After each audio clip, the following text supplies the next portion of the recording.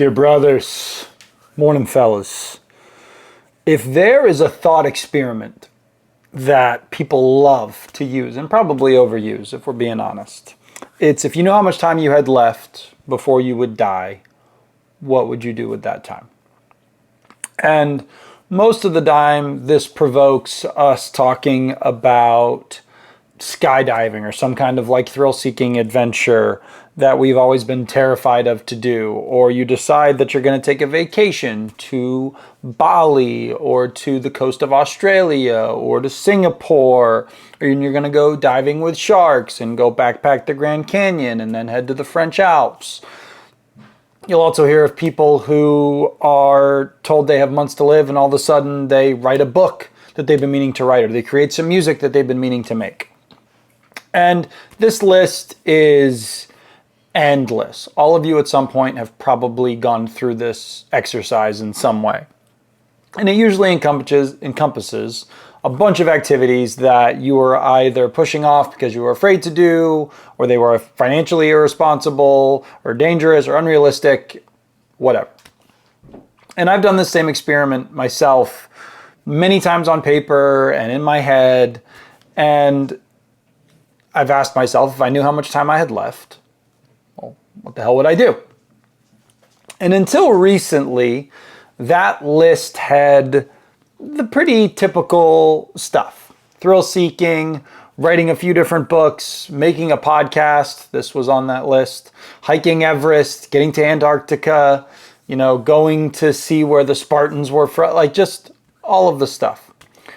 But I realized something pretty profound that I thought I wanted to share with you guys today because it's really changed my outlook on this question.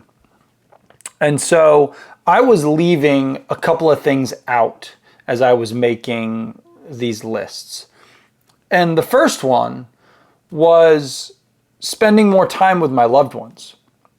Nowhere in my lists had I put going golfing with my godfather in St. Andrews, or going on a big hunting trip in Montana with my best friend, or finding every concert I possibly could up and down the country and world that I could go to with my little sister. Nothing about traveling to every country I could or every hotel in the state of Florida with my wife and testing out every single hot tub that we could find. Wink, wink. My wants were all selfish. They were all about me. And I would be the one dying in this scenario, right? So I should be the one who gets to choose how this all gets to play out and how my time gets spent. And damn it, I'm going to do what I think is best. Yet, what on earth is enjoyable when you do it alone? What is more important while we live on this planet than being with the ones that we love, especially towards the end?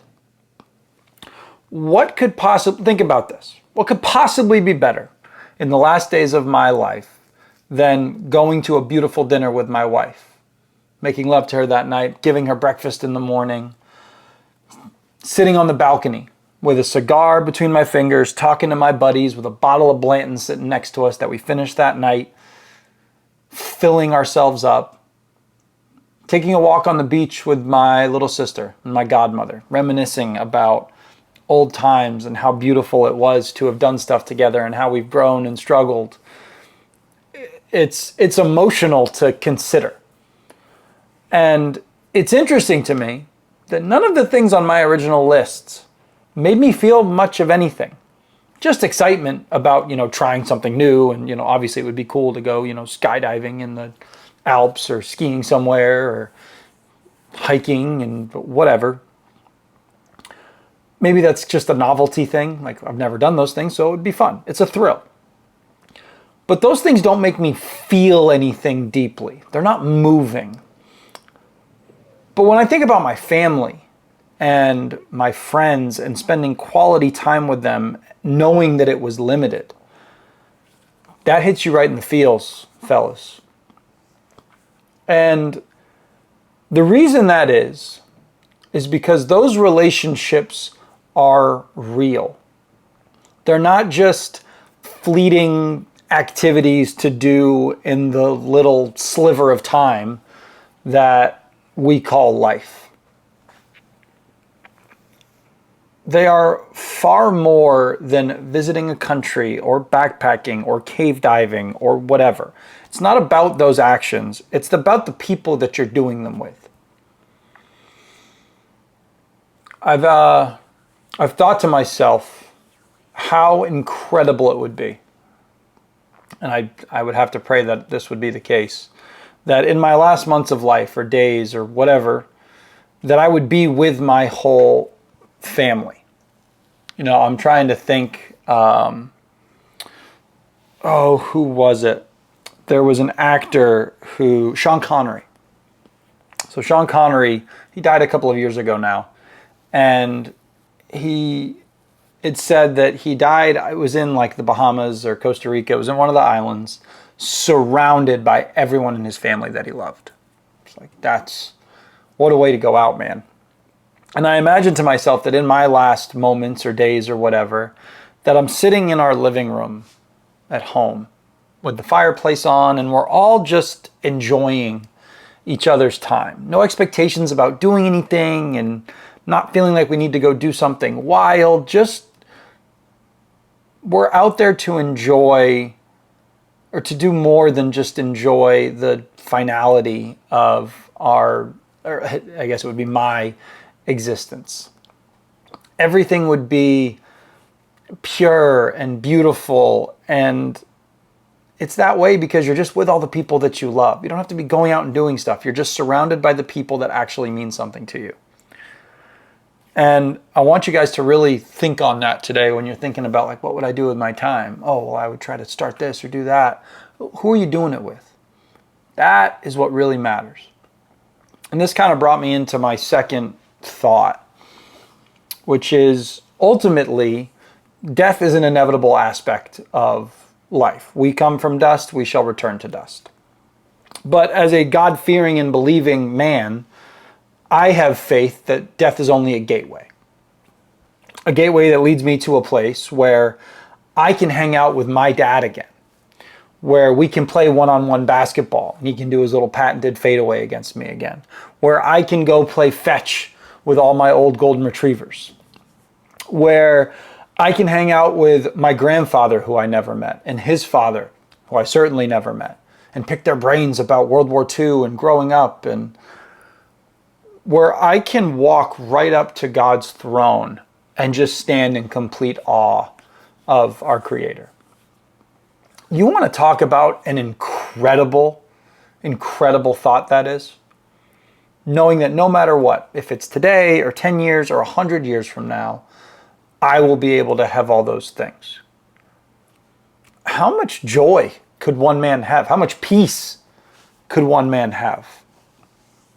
So you see, fellas, I want to challenge all of you today to really consider this question of what you would do if you knew how much time you had left. First, consider the ones you love. Would you kiss your wife more?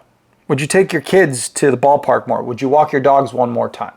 Would you write a little bit more in your journal that you were going to give to your kids? I'm not saying that you should act like a lunatic and give away all your belongings and never think about anything and just like grab onto your family and you're like a crazy leech. Let's not abandon reason here. But I am saying that you should consider what matters to you most. Remember to give your wife an extra long kiss and a little extra tap on her ass in the morning when she walks out the door. Make sure that when you see her that night, you give her an extra long hug, a little extra kiss in there. Make sure that you tell her you love her all the time and mean it. Make sure that she feels that safety that can only be found in your arms. Do not let a day go by where that does not happen. As you consider all of those things and make those changes, I also want you guys to think long and hard about what happens after this life. Some of you may be of the mind that nothing happens, that we simply just return to the dust and that's all there is, just a blank slate after that. And in honesty, I can't prove you wrong. I can't prove beyond a shadow of a doubt that I'm right and we have an opportunity to go to a higher place.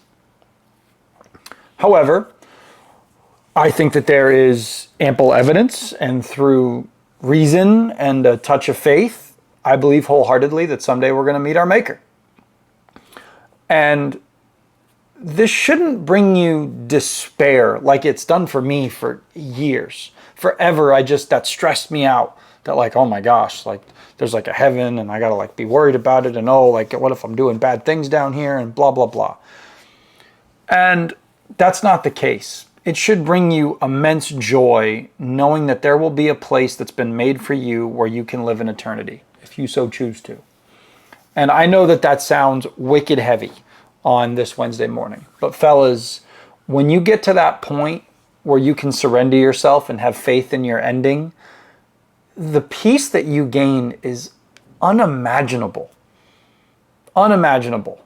And I'm speaking from experience of someone where the stress that created in my life for so many years was awful. And the peace that I have now is just so unrivaled. So I urge you guys today, embrace your loved ones. Write down what you want to do with them and do it. If you knew your time was running up, make those things happen. More than that, consider where you would end up when it's all said and done. If you get that deep, stirring feeling in your gut, that kind of uncertainty, like it's like something is moving inside of you, lean into that. Maybe even say a prayer.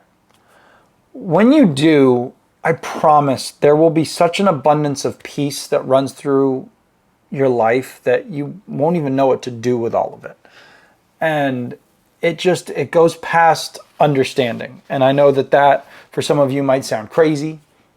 And for a long time in my life, I thought it was foolish. I even denied it.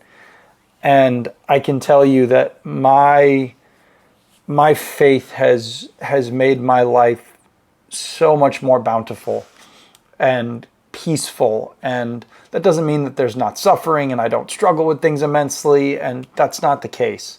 It's the fact that I know in the midst of all of those sufferings, I have won, I'm going to win in the end. And, that was bought at a very severe price by God. And I just think, for all of you listening to this, you might think that sounds crazy. And I don't blame you. Sometimes I think it sounds crazy. But if you get that kind of feeling where you're like, man, this all sounds kind of wild. Think on it. Pray on it. Go read books. Go prove it to yourself. Disprove it. Look stuff up. That's what I had to do. But, that'll be the end of my preaching for today. But I love you all. God bless you. Be strong. Get after it. And like I said earlier, make sure your wife gets an extra long kiss on the way out the door today. Love you, boys. I'll see ya.